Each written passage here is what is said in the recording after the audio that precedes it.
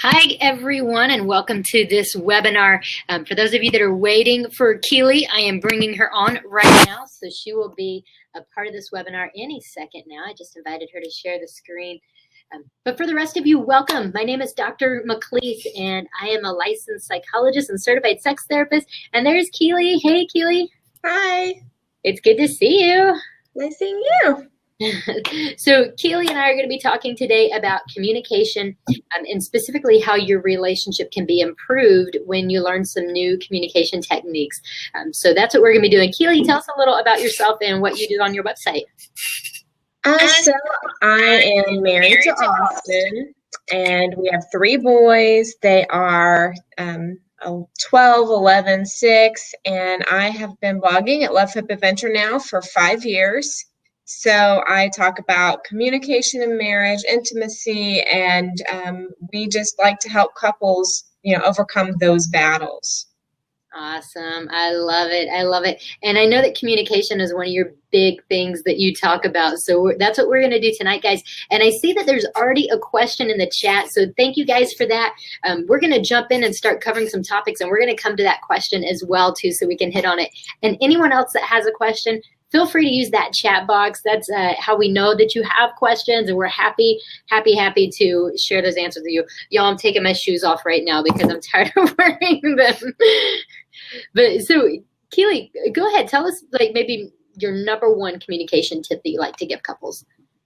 So my number one communication tip is that you have to understand what your spouse is saying. So you have to learn to speak their language. And this is true of all relationships, because whether we realize it or not, when we say words, when we say something, there is this underlying meaning that other people may not know. So if I say it's hot, it might not mean the same thing to someone else. So if Austin says he's hot, then I'm going to be dying. If Austin says he's cold, I very well may be hot, because we just have different meanings for the words that we use based off of our perspective, off of who we are, off the way we were raised. For example, if I tell people I would like for them to come over for Sunday dinner, I mean lunch on Sundays. Okay, this is how I grew up. This is what we say. And that is really confusing to people. So just think about that in your marriage. When you say words like romance, well, that doesn't communicate the same to both. When you say things like, money, like if you're talking about finances, we're broke. Maybe you saying you're broke means something different to your spouse. And they may have grown up where broke means we don't have the money to go to the grocery store, where you might have grown up and broke meant, well, we just can't eat out this week.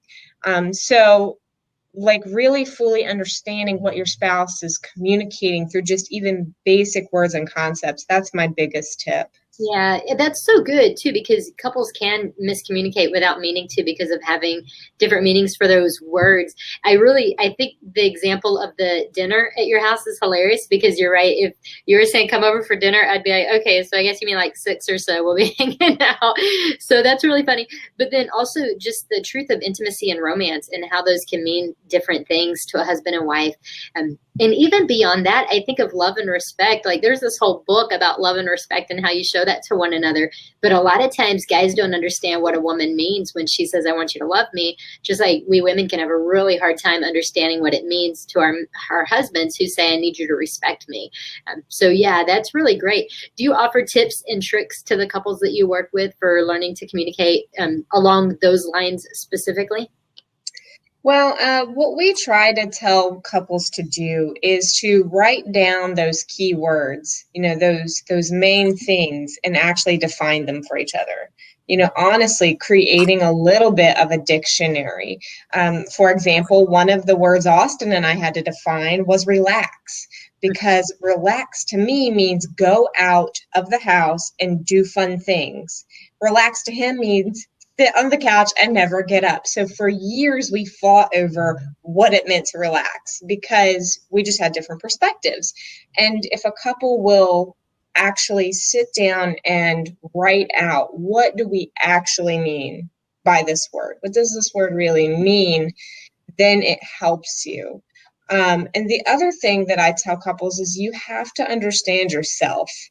Like, you don't even know that you have a meaning behind what you're trying to communicate. And until you really think it through, have a lot of self, reflection, then there's no way for you to even communicate that to your spouse. So, creating a dictionary and in a way, and just fully understanding, what do I actually mean when I say I want to relax? Because obviously I'm miscommunicating here. Yeah, that's good. And I would think this is something that's going to grow with you, obviously, because you're always, the longer you're together, the more you're going to learn those words that don't actually match up. Well, things will hit you where you'll say, okay, I thought I knew what you meant when you use this word. Or it changes over time, because I've had times in my life, because I am a little more on the extroverted side. So I've had times where relax to me does mean get out of the house, go do something, have fun, because we're going to relax tonight. And I've had times where relax, I'm going to be more like Austin, where I'm like, I'm going to kick my feet up, I'm going to turn the TV on, and I'm just dead to the world. And so it's amazing that those words can actually change. And so we can't assume that our spouse is going to know what we mean with any of those words we use. Right. And kind of, you have to actually think to yourself, okay, what do I actually mean when I'm saying this? Instead of saying, I want to relax tonight, I have learned that I have to be very clear about what I want to do. I want to go to the store, or I want to go to a walk, or, or whatever, instead of using those broader words. And that's actually part of communication. Instead of just saying shorthand speak, we have to be very clear with what we're saying. I want to do A, B, C. Yeah, that's really good. That's really good. So there was a question down here, but I think probably if we start talking about some of this, it might answer the questions. And we're going to go back and look at them and start actually answering the questions that are down there. But I think one of the funniest things that happens in marriage is we have to learn, females, we have to learn how to think like a man, and men have to learn how to think like their wife. And it's impossible, and yet it's still a journey that we go on and we try to do together, right? So what are some of the gender differences that you really see affect our communication? Well, I know I have all brothers. So I grew up in a house with all males, and my mom taught me very young. She's like, Keely, to really get a man to understand you, you have to speak very short sentences. Don't give tons of detail. Just like get straight to the point. I want to do this. I want to go here, this.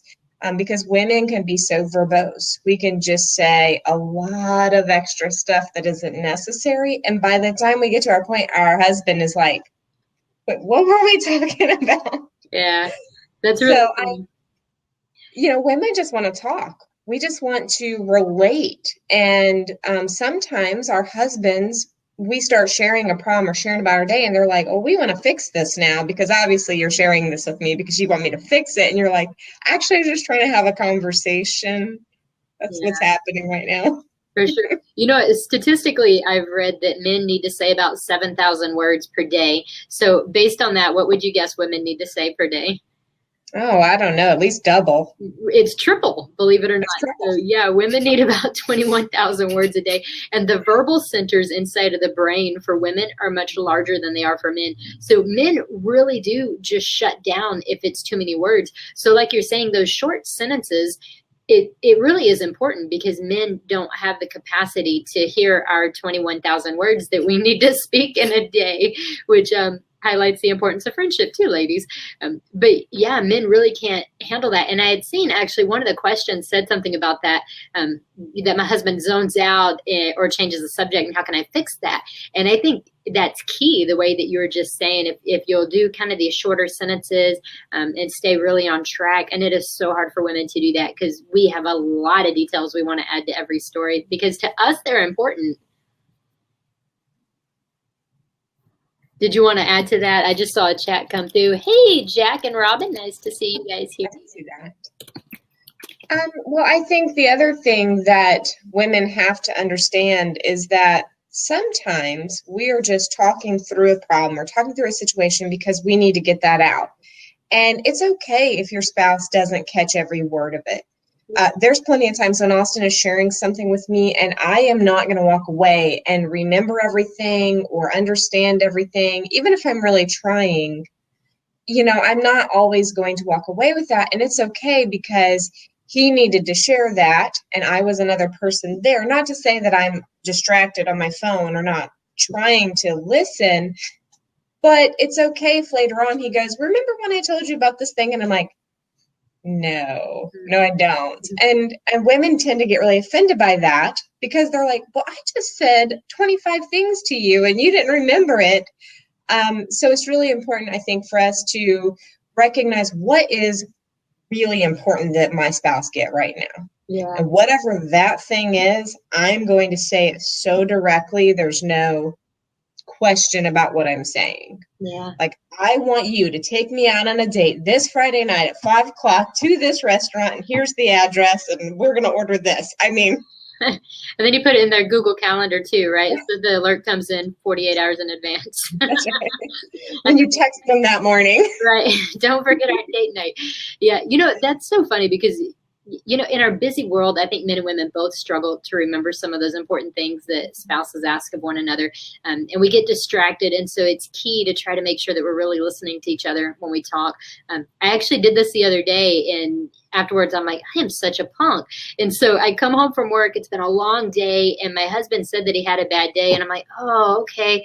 And then I walk upstairs and start taking my makeup off because it's been a long day. And it hits me as I'm trying to clean my face. I just ignored him. I teach people not to do this, and I just did it. And so I had to go downstairs and apologize, make things right.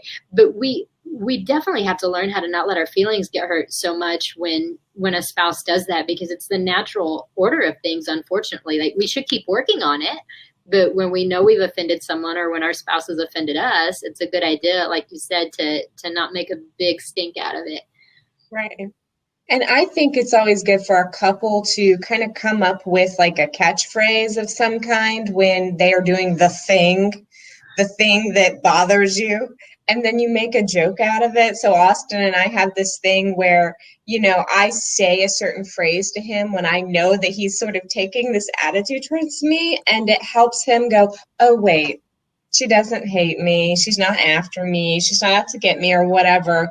And it's just a simple way to remind him, hey, she's on my side. Yeah. And we just have this joke, and I'll just say it, and it'll kind of break that tension. And I think a couple should definitely do that. So if a spouse tends to not listen or whatever is the big problem, whatever you're dealing with, if you make a joke out of it and create that phrase, create that thing, then you can say it without hurting their feelings. Right. And I don't know what that looks like to each couple. Yeah, that's a good idea. I used to know a couple that would tell each other, try again. That's how they would do it. And it would make the other think, oh yeah, that's right. Okay, I need to calm myself down before we talk. I think my aunt and uncle went to some kind of counseling, and when one of them would start interrupting the other, they used something in counseling like, I have the talking stick. I don't know what they said, or the one would say, I have the floor, or whatever, because they sort of talked over top of each other. And they just totally kept each other in line that way. That's funny. And we can do that as couples. That's a good thing. As long as you have a friendship, because if you don't have that, then it's going to be pretty hard to communicate well. But once you have a pretty solid base in your relationship, we can call each other out like that and say, hey, you're not listening to me, punk, listen to me. We can do that, and it's okay because we know that it's done in love. Like you said, it doesn't feel like it's an insult or some kind of push on your character. It's really just, hey, we got to get our act together here. Right. And I mean, every couple, that'll be something different. And if you think your spouse is not listening to you because they picked up their cell phone, they're not listening to you. So you stop talking and you wait. And then eventually they'll put it down and be like, oh, I'm sorry. After you've had the conversations, that kind of thing can definitely keep you from having a fight. And then you just both sort of go, oh, okay, that's right. I'm doing that thing you hate. Yeah, for sure. For sure. We got another question down here. I'll let you answer, and then I'm going to answer too. How about that? Okay. I don't see the questions. I'm going to read it to you. I don't know if you can see it on your end. But the question says, you think that after decades of marriage, we would know each other better and not jump to conclusions so often, but we both do it. So how do we get better at giving each other the benefit of the doubt? So I think that You know, one thing that my parents' very long marriage has taught me is that some things will always be an issue. Even though my parents have worked on these things and had plenty of communication and a lot of, working through it, I just see that there are still these patterns of things that they've struggled with their whole marriage. And but what I've seen is that one, they don't give up on each other. And two, they just go back to, all right, we've got to figure out how to work through this, and work through that communication thing. And the longer you've been married, I think it does confuse a couple when they've been married forever and they know each other really well, that they still miscommunicate. And they're like, well, what in the world? And honestly, I think it's because your level of intimacy grows and grows and grows with each year. And so you're willing to say more, you're willing to share more, you change, your communication style changes, you want different things. And if you've been married for 30 years, you've gone through a lot of different changes and maybe felt one way about something a long time ago. So you kind of have to take a mindset that we will keep having the same conversations, the same issues, and the same struggles, because at every season of life, it's just got a different answer. Yeah. And we have to go back through that answer again and work it out. Yeah, for sure. For sure. So I would say, okay, you mentioned that sometimes people just have certain conflicts that keep coming up. Dr. Gottman, who's done incredible research with couples, has actually said that about 70% of our conflict will never resolve. Like, it's just areas that we're going to disagree. We're not going to see eye to eye. So it becomes really important how to handle those moments of conflict, because they're going to happen. And then the moments of just not being aware. Like I said, I didn't even listen to my husband the other night. I don't know why. I don't have a good reason. I just was out of it. And so we all have to realize that that's going to happen at times. As far as giving each other the benefit of the doubt, part of what can help with that is almost like a daily mantra of types, where you get up in your mind. And if you are a Christian, I would say pray this over your marriage too. But you get up and you just say, okay, so if you're a Christian, which we both are, so that's how we see things. But if you're saying, okay, God has brought you into my life, and I know that we're together for a reason, and God is refining us through one another. So I am going to assume that when things rub me the wrong way, that it might just be a part of God needing to refine me in a certain area. So when you do the inevitable and rub me the wrong way, I'm going to step back and look first at my own life and decide, what is it that's going on inside of me that makes this a problem? Why am I upset with you right now? I have a tendency to do that if I am distracted and I'm working on something and my husband's asking me questions or trying to talk to me. I know that I get really frustrated with him and I want him to quit asking me questions. But that other piece of me knows also that actually that is what I want, because I want communication. So I want him to speak to me. And right now I'm just stressed because I'm over here trying to work on something instead of giving him attention. So it's really helpful anytime we're trying to give our spouse the benefit of the doubt to really look and see, well, what's going on inside of me that could be actually causing some of this communication problem, or some of this frustration, or some of this annoyance, because we all have to deal with it. And that doesn't matter how long you've been married. Like, we all have to deal with some of that with the other. Anytime you put two people together, there's going to be a little bit of conflict and issue. That's why you have to just look at it as a team. And Austin and I, we go back to this regularly. When we start like getting at odds with each other and we aren't giving each other that benefit of the doubt, one of us has to remind the other, we are team reason. And that's like a phrase in our house. We're team reason. Because instead of fighting against each other, we should be dealing with life and issues together as an actual team.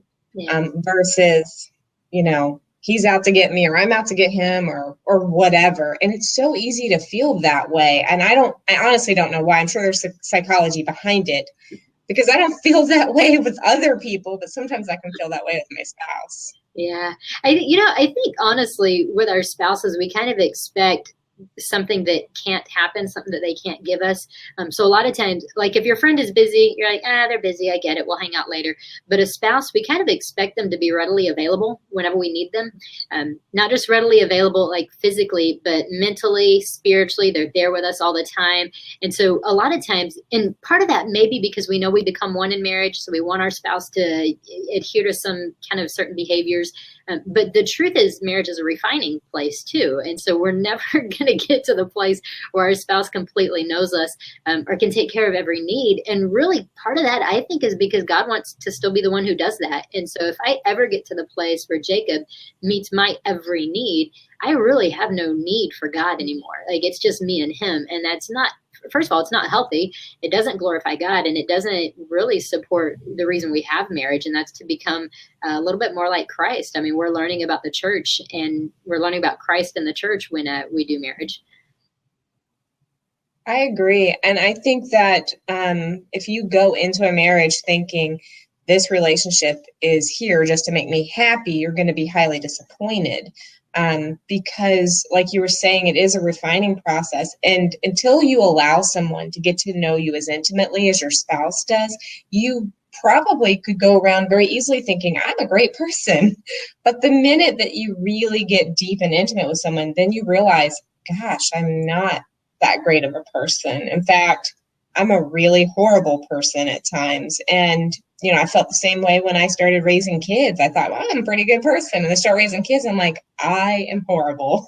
So, you know, these really deep relationships in our lives, I think they're there to expose the sin nature in us and cause us to really change who we are, those things that aren't acceptable and aren't God honoring. Yeah, I agree with that. That's so true. I didn't mean to get so preachy. I didn't know I was going to be doing that tonight, y'all. So I don't know what happened, but but we're talking communication. So we talked a little bit about some of the gender differences in communication, and really, there's more. Like, you hit on that piece of how men are more likely to be problem solvers, and that is true. That's usually a male dominant trait. Is in more men are going to be that way than women. Not always the case. I know there's people outside of that, but typically women are more relationship focused, and everything feels like a relationship concern, even when it's not. So guys that are listening, that means if your wife asks you to take out the trash and you're like, yeah, cool, I'll get it. And then it takes you 2 hours for your wife, she's going to feel like, usually she's going to feel like, I can't believe you don't care enough about me to just get up and take out the trash. And it's hard for us as women to see that men can take care of things when they want to take care of them.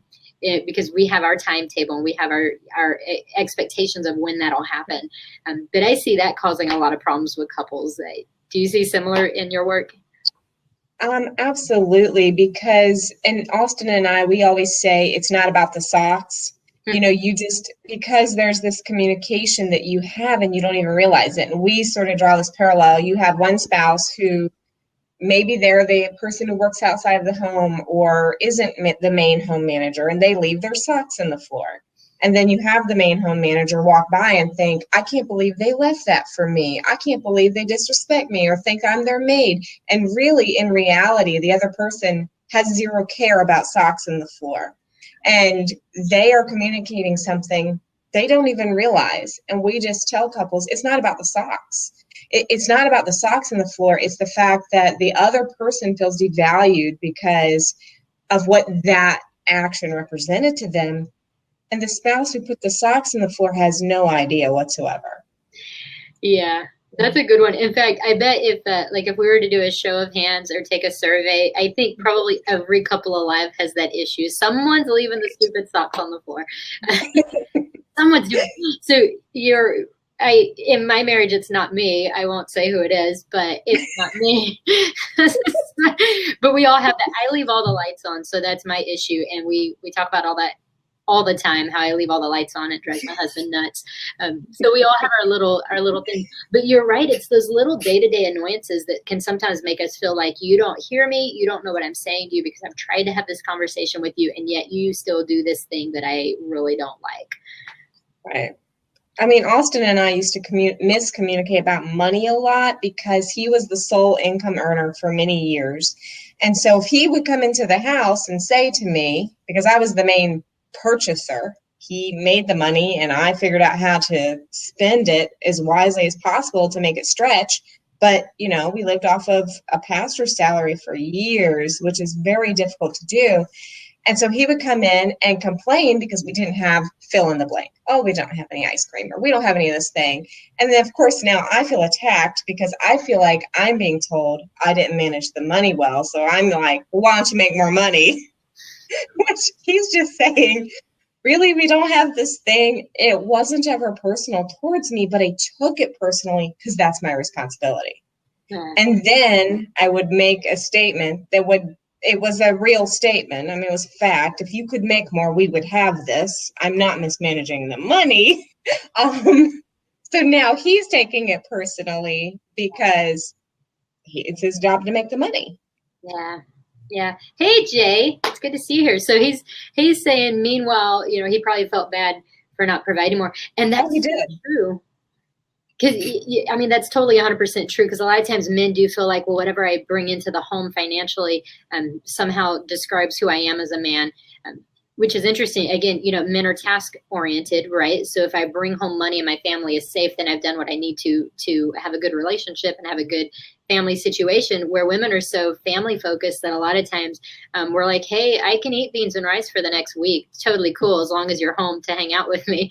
And so men and women have a hard time seeing eye to eye on that issue. I always joke everything is a relationship issue to women, but it's really true. Like even that situation that you're naming, it feels like, well, what's up with the relationship though? I'm trying to take care of you. Why don't you love me enough to be happy with no ice cream? Right. And then because of my love languages, which is another part of communication, and I think that is where people mess up, is that they don't speak their spouse's love language. They speak to their spouse in the love language they hear in. So I'm a gift giver and I'm a server. And for Austin to come in and say, I don't have ice cream, which is the one thing I must have every night, it makes me feel like he doesn't feel loved. Yeah. And he didn't even feel that way at all. But now I'm thinking, oh my gosh, I haven't served him enough. I haven't given him enough. And then I start feeling like I'm not doing enough. And he doesn't feel loved because of that, because I didn't give him this thing. I didn't figure out how to give it to him. Yeah. So there's so much underlying issues. My mom always said there's always an underlying problem. And if you just go straight to what that underlying problem is, all the surface junk will actually clear up. Yeah. If only it was easy to do that, right? It's so much easier to see what's on the surface. Kind of like how you talked about it's not about the socks. Well, I mean, that's what we do in marriage counseling too. We try to get to the bottom of, okay, what are you guys really arguing about? And I know it seems like you're arguing about sex, or you're arguing about money, or you're arguing about the kids, but let's go deeper and figure out what's really going on there. So yeah, you're 100% right on that. And Jay jumped in saying, hey, that, men want to provide and protect for their family, and it's hard when they feel like they're not meeting that. And it's interesting because, Keely, you were just talking about why I feel like I'm not being, a good wife. I'm not loving you well if I don't have the ice cream in the fridge. And so I think so often, guys, we do that. We'll have these little communication issues or problems or concerns in our relationship, and then we take in all this pain of, well, this is who I am then if I can't make you happy. And if we can't give ourselves a little bit of the benefit of the doubt, we're definitely not going to do that for our spouse. That's even harder to do.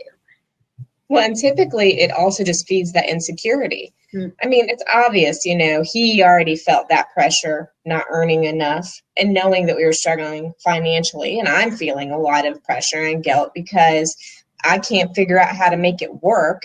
And so we both have a lot of insecurities, both feel like we're not doing a very good job. So every little thing that's said can really set that off. And that happens in couples so often because you don't even know what you're going to say to set your spouse off. They've got those things happening underneath, and you can just walk in the room and say something really minimal, nothing at all, and they'll lose it. Right. Yeah. Yeah. Everybody kind of has their buttons, right? And sometimes as a spouse, we know what those buttons are. And so we know how to push them, unfortunately, but hopefully know how not to push them as well because of that. But we also have just those little upsets or rough days or things that all of a sudden are bothering you and you don't even know why. I think back, this is kind of funny. On my 30th birthday, for some reason, I felt like my life was over. And so I don't know why, guys. I know it's crazy now, but my husband, who was my fiance at the time, and actually we may not have been engaged. No, we were engaged. We were definitely engaged. But he did this really great birthday surprise for me, and I ended up like I lost it on him. I was crazy pants to where I basically had to say at the end, hey, please forgive me and please surprise me in the future. But there can be things going on emotionally inside of a person where it doesn't take much, where they just flip out and they act cray cray, like I like to say, and they're just not the loving spouse who you thought they were. So sometimes it's an attitude check of my own, right? I need to look at how I'm acting towards my spouse, because I already know I'm tired and I'm hungry. So I'm ripe for being a punk. And sometimes it's my spouse maybe, right? Because maybe he's tired and he's hungry, and so he's ripe for being a punk. And so timing is everything when we have to have any kind of conversation or communication that might be difficult. Well, and I think that you also have to, that's that benefit of the doubt thing. And you have to ask yourself, okay, does my spouse typically act this way? And probably not. And then you ask, what's actually going on? So if I am like blowing up and losing my mind, Austin goes, wait, hold on. What's actually going on right now? And if I see him agitated, irritated, or whatever, I go to him and I say, what's actually happening? Is it because our son did or said fill in the blank, or is it because of this other thing that I know is probably happening?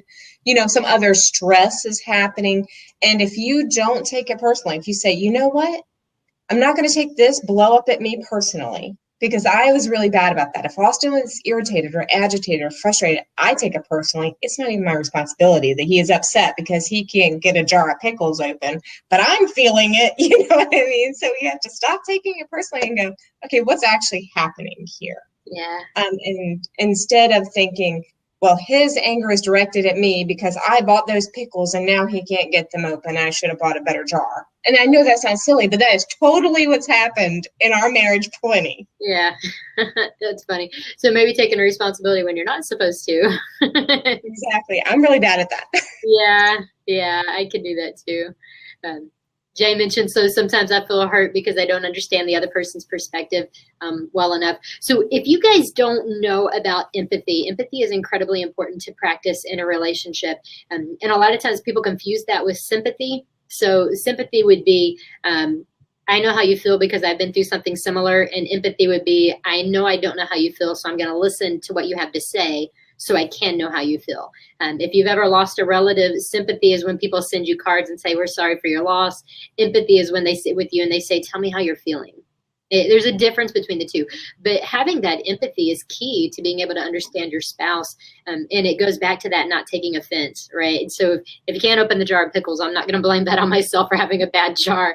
I'm just going to know that you're having a horribly stressful day because now something so small has really upset you. So empathy says, tell me about it. Tell me what's going on with you. And if you can recognize that it's not you, it's not something you said or did that really is the issue. Maybe you did or said something that did set them off, but that isn't actually what's going on. And then you can say, all right, I'm not going to get upset right now. And I'm just going to step back. And Austin does this with me a lot because I'm a very direct person. I come across so harsh sometimes because when I am like, I'm trying to get things done, I'm super focused, I am really short. And because I'm not impatient, generally speaking, or whatever, and I get in these moods, he will even say it out loud. It's so important a couple does this. I am trying really hard right now to not get upset by you saying this stuff, because that tells your spouse, right, I know you're not intentionally do this. I know you're not trying to hurt me, but you are, and I want to put you on notice for that. And so then I go, okay, obviously I'm saying things that's bothering you, and I'm not trying, so let's figure this out. That's so good. My husband's pretty good about that too.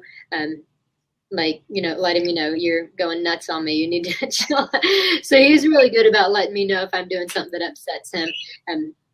I'm probably not quite as good at it. Like I get a little more raw, get kind of silent. And that's usually the clue to, okay, you need a minute. That's all right. I'll give you a minute. But I think that's so important for couples to be able to either like just be silent for a minute if you need to, like if you know you're about to say something you shouldn't say. And then also really being aware of how you're feeling during those conversations so you can tell your spouse, hey, that's a tender place. That's too much. I can't go there right now. Or yeah, I'm happy to talk with you about that, but I gotta wait wait until tomorrow, or I need an hour before we can go there, to allow each other that cool off time when things are tough and difficult to mention or talk to one another about. And that was actually a very big struggle for Austin and I when we first got married, because I'm the kind of person, I want to go in, I want to, talk about it, get it over with, let's hash it out for an hour, whatever it takes. And in 5 minutes in, he's like, I need a break. And I don't get it. And I'm like, oh, well, let's keep doing this. We're not going to run from problems. And he's literally just really does need the break. We struggled with that for several years before we finally figured out that he can't run from the issue and I can't force it either. And we have to have that meeting place. If we really are getting tense, I have to back off and go away and let him go away and separate. But then he has to be willing to come back and let's finish it when he's capable. And so if you have couples like that, where one of them is highly confrontational, like I am, and one that dreads it and hates it, you both have to be willing to come in the middle and figure out how to work that out. Yeah, for sure. There's a concept of the working date that you guys can maybe take a couple of notes on and use in your own marriages. But with the working date, the whole idea behind it is you just sit down and discuss, where are we right now in our relationship, what's going well, what's not going well, so that you can kind of focus on things that might need to change. This doesn't have to be huge issues. This can be as simple as, we haven't gone on a date night consistently in several months, and I want us to start doing that. So it can be something small.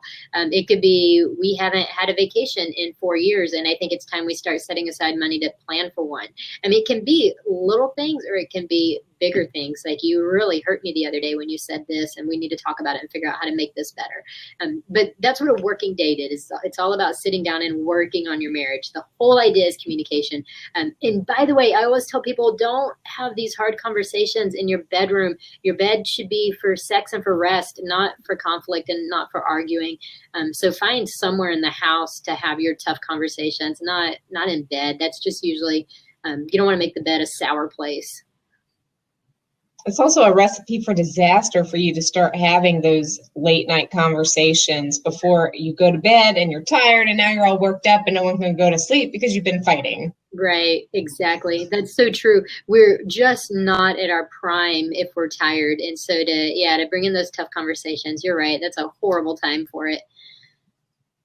Yeah, and I've seen, and I think a lot of people think the Bible says, don't let the sun go down in your anger or whatever. And what they take that to mean is, let's fight it out until we don't go to sleep or whatever. And I'm like, you will literally never resolve it at midnight, okay?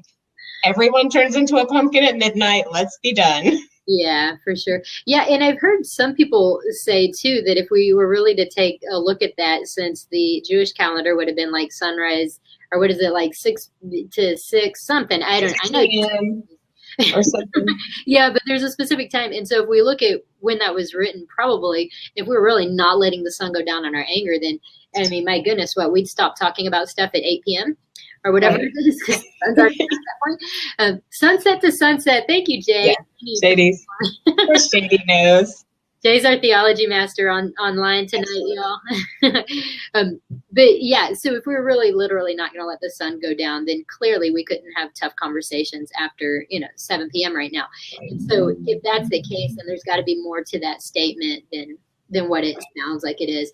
So I do think that sometimes couples will have a tendency to just ignore issues. So if something comes up and you've decided to create a space where we're not going to, badger the other spouse, and so you've created that space, a lot of times couples will get to the place where they're like, it's over, we slept, it's fine, whatever. And then they can find, if those things come up again, it feels like just one more unresolved issue on top of another. If we never work through this and we never talk about this and we never settle it, when a lot of times it's because, well, you really haven't come back and started to talk about this thing. You've tried to let it just, get blown away, basically, because it's not currently an issue in the next morning. Well, and I also think that there is also kind of layers to hurt, because what I find is that I've been deeply hurt. And so I do work on it. I think I did resolve it. And then 6 months from now, something comes along and kind of reopens it. And I'm like, well, dang it, I thought I dealt with this. And honestly, I don't think you didn't deal with it always. I think sometimes there's just another layer that you hadn't uncovered yet. And that can be really confusing if you think as a couple, well, you and I dealt with this. And it's absolutely impossible to deal with every aspect of hurting your spouse. You know, say if you have a spouse who has broken your trust, okay, maybe you did work through it and say, okay, I trust you now, but you can't account for everything that spouse is going to ever do in the next couple of years that might break your trust again and make you feel worried, even if you worked really hard at resolving it. Yeah, that's a good one. And when there's a lack of trust in the relationship, it definitely creates some barriers to intimacy. And since we talked about communication and intimacy and how you're more intimate with communication, you're right about that. If there's a lack of trust, there's a huge barrier. And so part of revisiting that area is getting to the place where you can say, okay, so maybe you disappointed me in the past and you've done some things that weren't acceptable, but now we're at a place where we're working on our relationship. And so even if you disappoint me again, I'm going to put it in its proper light. So the socks on the floor, are they an annoyance because they keep asking you to remove them and they're here? Are they an annoyance because there was something we talked about yesterday that I wish you had responded a certain way and you didn't? And now, again, there's socks on the floor. It's difficult because, I think when it comes to communication, sometimes we think talking is the solution. And we can talk all day long, but if the other person just doesn't have any frame of mind, that's going to be difficult. And I actually hear spouses say this a lot. I have talked to my spouse about this over and over, and they still don't get it. They still don't understand me. And then there comes the question, well, what's going on? Why doesn't the spouse understand them? And I assume you have people come into your office saying the same things. Oh, yeah, for sure. Yeah. And so part of what I try to do, I'm sure what you've done with couples, is try to get to that deeper level of, so what's really going on? Kind of like you said, so the socks on the floor aren't the socks on the floor. It's really, I feel devalued. And probably if you feel devalued, it's not because socks were left on the floor. It's a history of things that have been happening over and over again. Maybe little issues that you've thought, it's not that big a deal, so I'm going to let it go. And then those little issues build until all of a sudden it's this big issue of you don't care about me, or you don't love me like you should, or you don't value me. And those are big statements, and they don't come from some little tiny thing that's happened. It's from a history of things that have happened. So sometimes when there's a fight that's going on, it's not really just that fight that's been causing the problem. It's several things that feel really close to that fight or feel really similar to it. And that's the problem. And I was actually going to say that is I had a couple that I worked with for a while where the one spouse was constantly asking, like, well, why would my spouse do this thing? Why would they do this thing? I told them how I felt. I told them this is a problem. Well, what happened is the spouse would quit doing the thing that was offending the other person. But that wasn't the true problem. So then that spouse would do something else. And the one is like, I don't get it. I already told you I can't take this and I don't like this. And and you're not listening to me. And now the other spouse is super confused because they're like, no, you didn't tell me about this. I quit doing the thing you told me not to do. So why is this a problem? Right. And then there's a comment about words can be really hurtful and damaging. And that's so true. Even James, talks about that in the Bible. So it talks about how your tongue has such power, and that you have to really guard it and you have to watch what you say. And it's true because words we kind of can't take back. Like once we've said them, and they can be harmful. In grade school, you learn that whole I'm rubber, or no. Yeah, I'm rubber and you're glue. Whatever you say, bounces off me, it sticks to you. And it's a lie. It is a lie to make kids feel better. The truth is those things don't just disappear. They stick with us. And so it's incredibly, Jack's sharper than a double-edged sword. You're so right. And so it's really difficult to come back from harmful words. And actually, Gottman, again, that I talked about earlier, his research shows that it takes 7 kind, good words for every negative. That's a lot of apologizing and making things up and trying to make things better. Not making things up, making up for the things you've done, to try to bring life back to your spouse when you've done something damaging. So yeah, it's incredibly important that we learn to guard our tongues and what we're saying to one another. And then I think that's very wearing on the spouse, the one that has done the offense. And then they say, I'm sorry.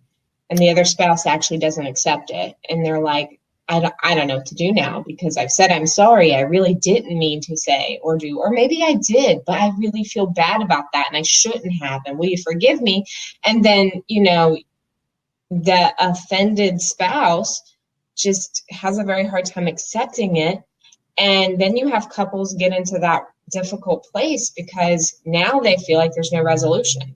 Right. Whereas the one who did the hurt just honestly needs to give the other one time to heal instead of expecting an immediate forgiveness. And they can't allow that to, I don't know, like, because forgiveness takes time, if they rush it, then the other spouse is going to feel like they have to get over something faster than what they really need to. I mean, you have to kind of let that stuff play out and not feel offended that your spouse hasn't forgiven you yet. Rather, give them that time. Yeah. And, part of that can be the way that you offer an apology, and part of it could be the way that the spouse forgives. Because I've known plenty of people to offer their apology and they're like, well, I'm sorry I said that, but blah, blah, blah, which is a really horrible apology. So if any of you are doing that, please stop. So an apology means really just saying, I did this and I'm sorry. It may be I'm sorry I hurt you, and maybe I'm sorry I said what I said, and maybe whatever it is. Maybe I'm sorry I offended you. I'm sorry I lied to you. Whatever it might be, but that really is what an apology is. Not giving any kind of excuse for your behavior, just saying, here I am, asking for your forgiveness. And then the forgiveness piece, what's really important about that is you can decide to forgive someone and still find that pain comes up for you. Or you can decide to forgive someone. Like I think of addictions. So a spouse that is married to someone who has an addiction and their spouse has done well, but then they fall. Well, maybe that addiction is horribly painful for you. And so you say, hey, I do forgive you for what you've done, but you need to realize that this also hurts really bad. And it's going to take me a couple of days to get through the grieving process of what you've done, or the pain process. And so you can forgive someone and still have a lot of pain in your heart from what happened. That doesn't mean that it's a lack of forgiveness necessarily. It just may be some hurt that you have to grieve and process before you can feel connected again. And couples struggle with that a lot. I mean, miscommunication leads to so much hurt because you genuinely feel like your spouse doesn't want to do good things for you because they're not changing. And I think, there are plenty of spouses out there who actually do understand what they're being asked to do, and they're just refusing to do it for whatever reason. And that absolutely is a problem as well. Yeah, for sure. You're right, because we can never change our spouse. All we can do is change ourselves. So if I'm doing something where I'm failing in communication, like the other day, like not paying attention to my spouse because I was too tired, I was the one that needed to make the move and go back down and say, hey, I'm really sorry. I was just like not even listening. And so I'm listening now. Tell me about your day. If he had been the one to blow me off, then it would have been his responsibility. So part of this is we have to take responsibility for our own communication patterns. And really, that's it. Now, you can call your spouse out, right? Like he could have easily said to me, hey, what's up with that? I just told you I had a bad day and you didn't even listen. What kind of counselor are you? He could have easily said that, right? And called me out, and it would have been perfectly acceptable. So in marriage, you're really allowed to do both. You should have the responsibility of what I've done and what I'm saying to you and how I'm being represented in this moment. But it's also okay to call your spouse out when they're not quite at the place they need to be, and then asking them to try to get to that place with you. Well, and what I find a lot of times that couples end up wanting to do is they are looking, like they come to me and they're looking for an answer. What can I say or do to get my spouse to give me the response I want? Sure. I just don't think life works that way. There's literally nothing I can tell you or that you can even say or do to get that positive response from your spouse in every situation. Right. Because, a reader might say, my spouse is refusing me sexually. It doesn't matter what I've done, what I've said, whatever. They're just sexually refusing me or whatever that problem is. And then they're like, what can I say or do to get them to change? And sometimes you literally cannot. Yeah. That's true. We can't force change on anybody, that's for sure. There are things that can help, though, in your communication. So, no, you cannot force change on somebody. But we all do really well with positive reinforcement. So, the easiest example, positive reinforcement, you go to work, they give you a check. Like, that is your positive reinforcement. You cook a meal, you get to eat. Like, all of that's positive reinforcement. So, it's when something good happens based on a behavior you displayed. And so, all of us really love that. And it can be helpful if you're trying to communicate or trying to get a need met from a spouse to provide them with some of that reinforcement. Not to be manipulative. This is really just to look at what are you doing well and how can I call that out and call out those strengths? Because my job as a wife is to constantly try to provide that strength for my husband and try to lift him up and build him up and help him become the man that God has called him to be. And so I'm constantly supposed to be bringing those strengths out. Not to be manipulation. That's not okay. That actually is a real issue if you're using manipulation in your marriage. But to constantly call out those things and then bring up the conversation of, hey, I really do wish we could go out more often, or I really do wish you would understand my heart on this particular issue. That's just going to get you a lot further than any yelling or demeaning or saying, when will you listen to me? Right. But, and then some spouses, they try those things. And I think, what Austin and I tell couples is you should do the right thing because it's the right thing to do. And in your situation where you're saying, I try to call out these things to help my husband be the man he's supposed to be, you do it because you know it's the right thing to do, not because you want him to take you out on a date or whatever it is that you're trying to get at the end of the day. So we just tell couples all the time, guys, y'all need to do the right thing because it's the right thing. You don't do what you're supposed to do in marriage based off of what your spouse is or is not doing. Yeah, that's so true. That's so true. And I think that's probably one of the harder things about having a fulfilling and a happy marriage is because it does mean acting as if you're in the marriage you would want to be, whether you are or not. So it means being, more self-sacrificial and trying to love your spouse well and praying over your spouse, all of these things that you think would be really easy if your spouse could, meet every need. but the truth is we're not called to be kind to one another, to be loving to one another when our spouse is loving towards us. How did Jesus say it? Like, everybody can do that, but can you actually love those that aren't treating you well? And I know scripture says love your enemies, but the idea is, can you love those who are persecuting you and not treating you well? And in marriage, sometimes we feel like we're being persecuted and not treated well, and we're still called to love. And that's really difficult. And I think it all goes into communication because maybe you're feeling persecuted or maybe you're feeling dumped on by your spouse, even if they're not trying to. Or maybe they are trying to because they're lashing out of some other hurt or they're just not feeling heard in some other way. And if you add to that by not doing the right thing, then you're just wrecking it more. Yeah, for sure. It's interesting how difficult communication can be between two people who love each other and made a commitment to live together forever. It's so interesting how tough communication can be. But I would say, across the board, we just struggle with that sometimes. And that's, it doesn't matter how long you've been married. It doesn't matter how much you know about good marriages. It doesn't matter how many books you've read. Like, there's just going to be times when we miscommunicate with one another and we say things that maybe we regret later, or we hear things that are really painful. And, it just keeps coming back to that, benefit of the doubt that we talked about earlier, and making sure that you see your spouse as someone who's on your team, like you said, team reason. So you see your spouse as somebody that loves you no matter what and really does have your best interest in heart. Although sometimes they may not go about meeting those needs the way that you would want them to.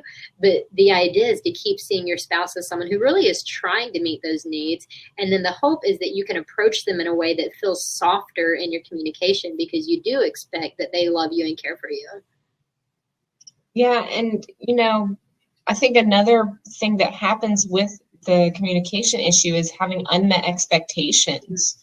That can really ruin a time between you and your spouse if one of you has an expectation of how the night will go or how something's going to go and it's not met. And then you think, well, my spouse doesn't really get me or they don't understand me, but you failed to actually communicate your expectation for whatever it is that you're dealing with. Yeah. And then that leads to more miscommunication between you. Yeah, absolutely.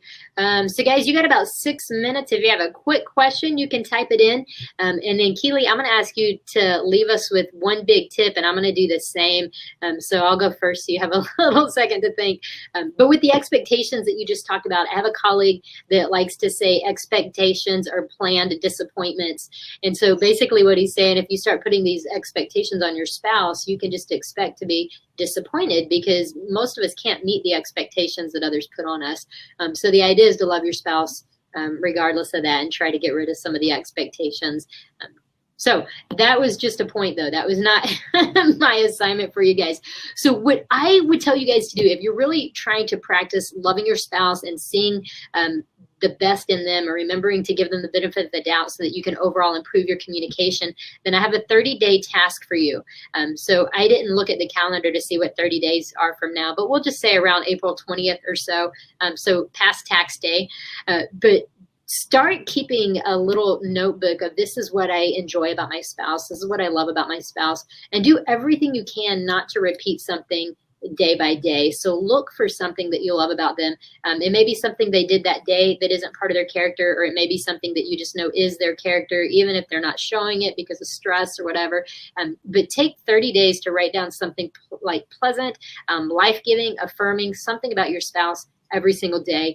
Whether you choose to share that list with your spouse or not is up to you.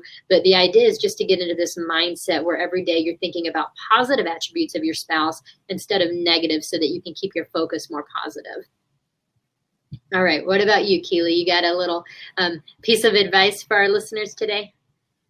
So I would say that when you feel like you're not being heard and you feel like you're being ignored, or there's a lot of miscommunication, I would say the first thing for you to do is really just self-reflection and figure out 100% what am I really bothered by, what am I really trying to say. And I would say that keeping a journal is so helpful in that. I have kept journals for a long time for that reason, to just write out how am I really feeling, what is really causing me the problem when this thing happens. And you're going to learn a lot about yourself. I told somebody this the other day that it took me about, 13 years to figure out something that was bothering me in our marriage. And it took a lot of intention. So once I understood what was going on, I could actually realize that, that problem was on me. So sometimes miscommunications are happening because you need to actually figure out what you're trying to say. Yeah, that's really good. That's really good. Keely, I'm so glad you're able to do this and join me. This has been fun. For those of you listening, I want to give you guys an opportunity to know both of us. So I'm going to do just a little shameless plug here. So you can find me at befullywell.com. I talk about marriage a lot. I talk about sex a lot. That's kind of my thing. So you can check that out. You can actually ask questions there on my website as well, and I answer by video. Keely, tell us all what you do. You've already mentioned that a little bit. Make sure you type in your website at the bottom here too for everybody. Okay, so you can follow my general marriage blog at lovehopeadventure.com, and I do a lot of general tips as well as communication, sexual intimacy. But if you want all the sex information that I write about, I have a website dedicated to that. It's called IamTheSexTalkLady.com, and that only addresses things to do with sex, because some people really need a lot of intention on that area of their marriage. I think you got it right.